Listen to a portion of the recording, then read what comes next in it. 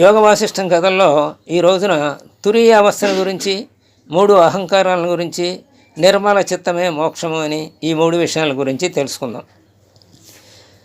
తురీయావస్థ అని నిన్న చెప్పాడు రాముల వారికి.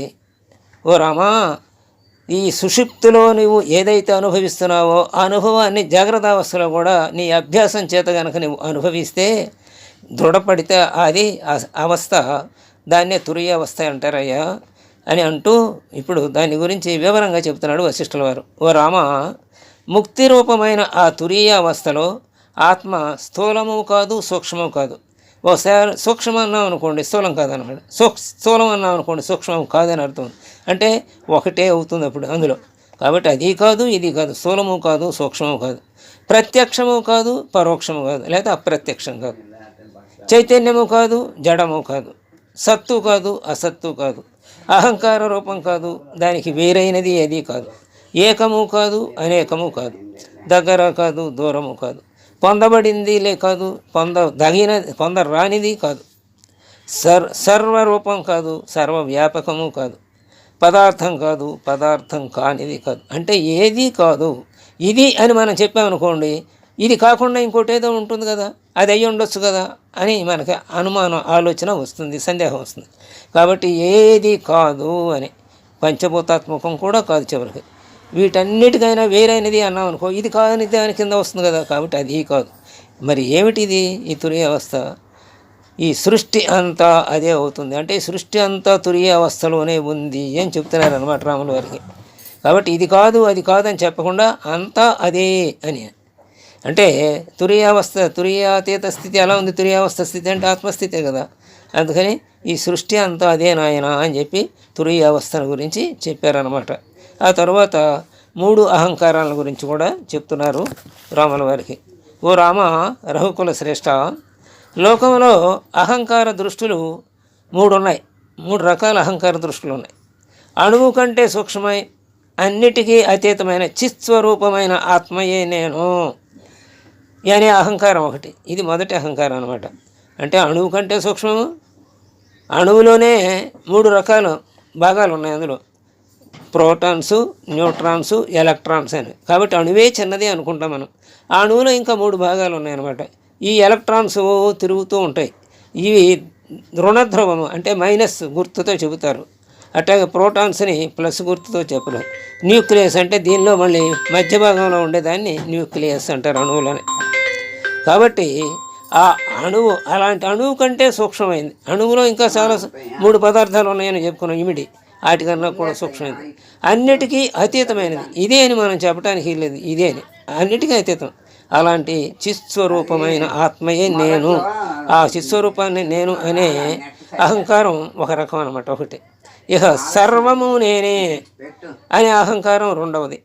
అంటే ఇదంతా నేనంటే ఈ దేహంలోనే కాదు ఉన్నది, అన్నిటిలోనూ నేను వ్యాపించి ఉన్నాను. విశ్వం విష్ణు అని చెప్పుకుంటాం కదా, విశ్వం అంతా వ్యాపించి ఉన్నాడు విష్ణు అని. ఆ రెండింటికే మిగతా 998 అర్థాలు మనం ఆయన ఆ వివరణ కోసం విష్ణు ఎలా వ్యాపించి ఉన్నాడో ఆ వివరణే మిగతా 998 నా వల్ల ఉన్నాయని వివరణ ఇస్తారు పెద్దలు. కాబట్టి విశ్వమే విష్ణువు అంటే అంతా నేనే వ్యాపించి ఉన్నాను, అంటే నేను ఆత్మస్వరూపుణ్ణి, నేనే అన్ని చోట్ల ఉన్నాను అనే అహంకారం రెండోది. ఇక 3వ అహంకారం ఏంటంటే, ఈ 2 ఎలాంటి అహంకారాలు ఇప్పుడు చెప్పుకున్న చిత్స్వరూపమే నేను అనేది, అలాగే సర్వము నేనే అనే ఈ 2 అహంకారాలు ఎలాంటివంటే నిర్మలమైనటువంటివి. ఇవి మోక్షాన్ని ఇస్తాయి మనకి. ఎందుకంటే సర్వసమ భావన ఉందనుకోండి, అప్పుడు దేని పట్ల ద్వేషం ఉండదు కదా, దేని పట్ల మమకారం ఉండదు కదా. అన్నీ నేనే అనుకున్నప్పుడు ఇంకా మమకారం ఎక్కడ ఉంటుంది, ద్వేషం ఎక్కడ ఉంటుంది, ఏది ఉండదు. అంతా నేనే అనుకున్నప్పుడు నా పట్ల ఎప్పుడూ ప్రేమే నాకు. కాబట్టి ఈ 2 నిర్మలమైన అహంకారాలు అంటారు. అవి మోక్షాన్ని ఇస్తాయి. ఇక 3వ అహంకారం ఉందే, అదేమిటయ్యా అంటే, ఈ దేహమే నేను. ఈ పంచభూతాత్మకమైనటువంటిది 24 తత్వాలతో కూడున్నటువంటి సప్త ధాతువులతో కూడున్నటువంటిదే నేను. చర్మ, మాంస, రుధిర, మేధ, మజ్జ, అస్థి ఇవన్నీ కలిగినటువంటి ఈ సప్తధాతువు అయినటువంటిది ఈ దేహం నేను అనుకున్నాం అనుకోండి, ఇది దుఃఖాన్ని కలిగిస్తుంది. ఎందుకంటే ఈ దేహం ఉంటుందా, ఉండదు. పోనీ ఉన్నన్నాళ్ళైనా శాశ్వతంగా ఒకే రకంగా ఉంటుందా? ఉండదు. చిన్నప్పుడు జానుడు ఉంటుంది, పెద్దప్పుడేమో తర్వాత 6 అడుగుల దాకా పెరుగుతుంది, అడుగు నుంచి 6 అడుగుల దాకా పెరుగుతుంది, ఎన్నో అవస్థలు పొందుతుంది. బాల్యావస్థ, కౌమారం, అలాగే మధ్య వయస్సు, తర్వాత వృద్ధాప్యం, ఇన్ని రకాల దశలు పొందుతుంది. శాశ్వతంగా ఉండదు అసలు. కాబట్టి ఇదేం కలుగు చేస్తుందంటే చివరికి దుఃఖాన్నే కలుగు చేస్తుంది. కాబట్టి ఇది శాంతిని కూడా ఇవ్వదు. ఈ 3 అహంకారాలను కూడా వదిలేసి శేషించిన నిరహంకారమౌపమైన పూర్ణ చిన్మాత్రను గ్రహించి అదే తత్పరు అందే నీవు నిలువు నాయనా అని చెప్తున్నాడు. ఈ 3 అహంకారాలకి కూడా వదిలేయి. ఇక మిగిలింది ఏంటప్పుడు? నిరహంకార రూపమైన పూర్ణ చిన్మాత్రే మిగిలి ఉంటుంది. అప్పుడు దాన్ని ఎందే నీవు తత్పరుడమైన ఆసక్తి ఉంచు, ఏ భావము లేకుండా దాని ఎందే నిలబడు రామా అని చెప్తున్నాడు.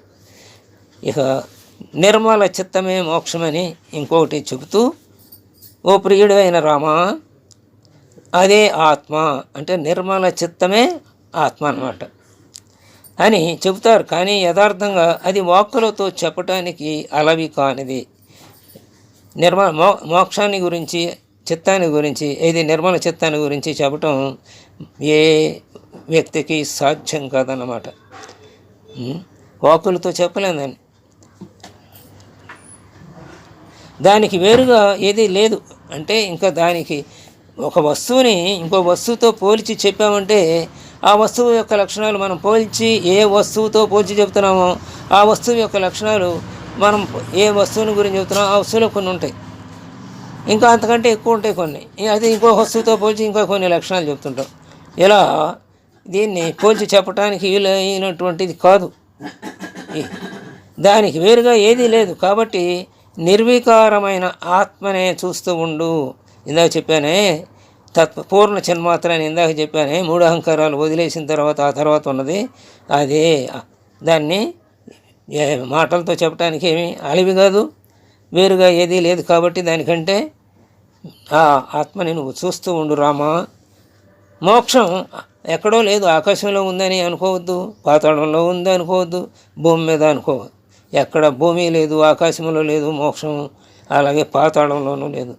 మరి ఎక్కడుందంటే ఉత్తమమైన జ్ఞానం చేత మేల్కొన్న నిర్మలమైన చిత్తమే మోక్షము. చిత్తమే మోక్షం. ఎప్పుడు చిత్తం మోక్షం అని చెప్పొచ్చు అంటే ఉత్తమమైన జ్ఞానం ఎప్పుడైతే చిత్తంలో మేల్కొందో అప్పుడే అదే మోక్షం. అంటే నిర్మలమైన చిత్తమే మోక్షము, ఇంకా వేరే ఏమీ లేదు. ఎక్కడో ఆకాశంలోకి వెళ్ళి అక్కడ ఉంటే అక్కడ అనుభవించడం కాదు, పాతాళంలో అనుభవించడం కాదు, భూమి మీద అనుభవించడం కాదు. నిర్మలమైన చిత్తమే మోక్షము అని చెప్తున్నాడు. కోరుకున్న పదార్థాలన్నిటి యందు ఆసక్తి తొలగటం చేత చిత్తం స్వయంగా నశించడమే మోక్షం. అసలు చిత్తం అంటే మనం ఏమనుకుంటాం? చింతించేది అనుకుంటాం. ఏమి చింతించేది? చింతన అంటే ఆలోచన కదా. మనసు సంకల్పిస్తుంది కదా. ఆ సంకల్పించిన సంకల్పాన్ని రేపు నేను పలానా చోటకి వెళ్ళాలి అనుకున్నాను.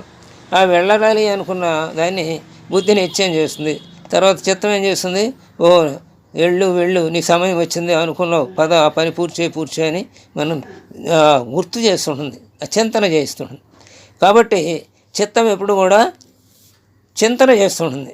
కాబట్టి ఆ చింతన తొలగిన చిత్తం అంటే అసలు శూన్యమైన చిత్తము, లేక శూన్యమైన మనస్సు, లేక శూన్యమైన బుద్ధి. అప్పుడు స్వయంగా అంటే చిత్తము స్వయంగా నశించింది అనుకోండి, మనసు స్వయంగా నశించింది అనుకోండి, అదే మోక్షం. మోక్షానికి ఆటమేటి? బంధం అంటే కోరిక అంటే సంకల్పాలు. ఈ సంకల్పాలే లేదనుకోండి చిత్తంలో, ఇంకేముంది అప్పుడు? మోక్షమే అయ్యే. కాబట్టి ఓ రామా, ఈషణలు వదులుకొని జలధారని వీడిన మేఘములాగా మౌనాన్ని వహించుండు. ఏదో ఒక రహస్యం మనకి చెప్పారనుకోండి, ఆ రహస్యాన్ని కొంతమందికి లోపల ఉంచుకోలేరు. ఇంకోళ్ళు చెప్పేది రహస్యం అని చెప్పిన తర్వాత మరీ వస్తుందన్నమాట చెప్పాలని. అంటే బుగ్గబట్టుకోలేక చెప్పేశాడు అంటాం చూడండి. అట్లాగే ఇక్కడ జలధారలన్నింటినీ వదిలేసిన మేఘం ఏముంటుంది? ఇంకేముంటుంది? దానికి పనే ఉండదు, నిశ్చింతగా ఉంటుంది. అలాగే నువ్వు కూడా ఓ రామా ఈషణత్రయాన్ని వదిలేసేయి. హాయిగా ఉండు అంటే కోరికలు ఏమీ లేకుండా ఉండు అన్నాడు. ఈషణత్రయాలంటే త్రయము అంటే 3, ఈషణ అంటే ఆపేక్ష. 3 రకాల ఆపేక్షలు మనకుంటాయి. ఏమిటయ్యి? దారేషణ, ధనేషణ, పుత్రేషణ. దారేషణ అంటే భార్య పట్ల ఆసక్తి, అంటే సంసారము పట్ల ఆసక్తి. ఆ భార్య సరిగా మనం చూడలేదనుకోండి, మనకి బాధ. ఒకవేళ మనం అసమర్థులం అనుకోండి, సంపాదనలో కానీ ఇంకా వేరే విషయాల్లో కానీ తెలివితేటలని, ఆ భార్య ఈసడిస్తుంది, అప్పుడు బాధపడతాం. ఆ భార్య అందంగా ఉన్న ఎప్పుడో ఏదో జబ్బు చేసి అందవిహీనురాలు అవుతుంది, అప్పుడు బాధపడతాం. కాబట్టి ఈ దారేషణ, ఈ భార్య పట్ల ఉన్న అపేక్ష ఏమైనా శాశ్వతంగా మనకు ఆనందాన్ని ఇస్తుందంటే ఇవ్వదు. ఆ రకంగా ఆలోచించి దారేషణ వదులుకో అని చెప్తున్నాడు. అలాగే ధనేషణ, ధనం ఉంటే సుఖాలు ఉన్నాయి, ధనమూలం మీద జగత్ అంతే, అందులో సందేహం లేదు. అయితే ఈ ధనం ఎంతవరకు ఉండాలి? మన అవసరాల వరకు ఉంటే చాలు అనుకోవటం వేరు. సంపాదించాలి, యజ్ఞాలు యాగాలు చేయాలి, అందరితోటి పేరు సంపాదించుకోవాలి, సంపాదించడానికి కష్టపడాలి, అలాగే దాన్ని దాయటానికి కష్టపడాలి. అది ఖర్చు పెట్టేటప్పుడు ఖర్చు అయిందని బాధపడతాం. కాబట్టి ఆ ధనం వలన మనకేమైనా శాశ్వత సుఖం ఉంటుందా? ఉండదు. ఇక్కడ సుఖభోగాలు అనుభవించవచ్చు, స్వర్గభోగాలు అనుభవించవచ్చు యజ్ఞయాగాదులు చేసి, కానీ శాశ్వతమైన సుఖాన్ని అది ఇవ్వలేదు. ఇక పుత్రేషణ, పుత్రుడు కలగాలి అని కోరుకుంటాం, ఎందుకంటే పున్నామ నరకం నుంచి తొలుగుతుందని. కానీ ఆ పుత్రుడు అమాయకుడు అనుకోండి, బాధపడతాం. ఆ పుత్రుడిని కనేటప్పుడు ప్రసవ వేదన అనిపించేటి భార్య లేకపోతే ఆమె ఇహ వద్దురా బాబు నాయన అనుకుంటుంది. అలాగే అతను ఏ కుంటివాడో గుడ్డివాడు అయినా బాధే, అతను సరిగా సంపాదించలేకపోయినా బాధే, అతను మంచివాడు అయ్యి మన ముందే కళ్ళ ముందే వెళ్ళిపోయాడు అనుకోండి, అప్పుడు బాధే. కాబట్టి పుత్రేషణ వద్దు. ఇవన్నీ కూడా మనకి బాధలు కలిగించేవి. దారేషణ, ధనేషణ, పుత్రేషణ. కాబట్టి అవన్నీ వదిలేసాయి. తీవ్రమైన అభిమానం అనమాట ఈషణ అంటే, ఆ కోరిక లేకపోతే అపేక్ష, అది వదిలేసాయి. జగత్తునంతా చల్లగా చేయగలిగిన నైరాస్యం కలగజేసే సుఖం చంద్రుణ్ణి కావగలించుకున్నగలు. చంద్రుడు శీతాంశు కిరణాలు అని చెప్పుకుంటాం కదా, ఆయన కిరణాలు తగిలితే చాలు ఒళ్ళు హాయిగా ఉంటుంది కదా. మనకు ఏ పౌర్ణంలోనైనా సరే, మబ్బులు లేనప్పుడు పౌర్ణమి రోజున కరెంటు లేకుండా ఆరు బయట ఆ వెన్నెల పడుకుంటే అప్పుడు మనం అనుభవించే ఆనందం హాయిగానే ఉంటుంది. కానీ అది కూడా ఇంత చల్లని నైరాస్యం నైరాస్యం అంటే ఇక్కడ ఏదో కోరిక తీరకపోతే వచ్చే నైరాస్యం కాదు, ఇక్కడ కోరికలు లేని, ఆశలు లేని నైరాస్యం అన్నమాట. నైరాస్యం అంటే ఇక్కడ ఆశలు లేకపోవటం. అలాంటి నైరాస్యం కనుక ఉంటే చంద్రుడు కూడా అంత శీతలాన్ని మన మనస్సుకు ఇవ్వలేడు.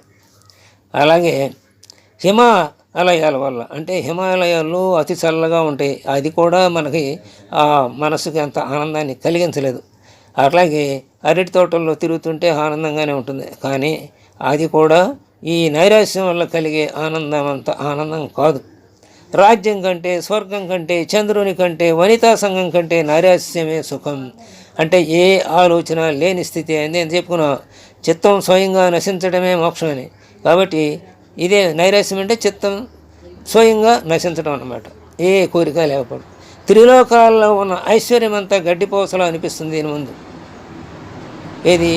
మనసులో ఏ ఆలోచన లేని నైరాస్యం.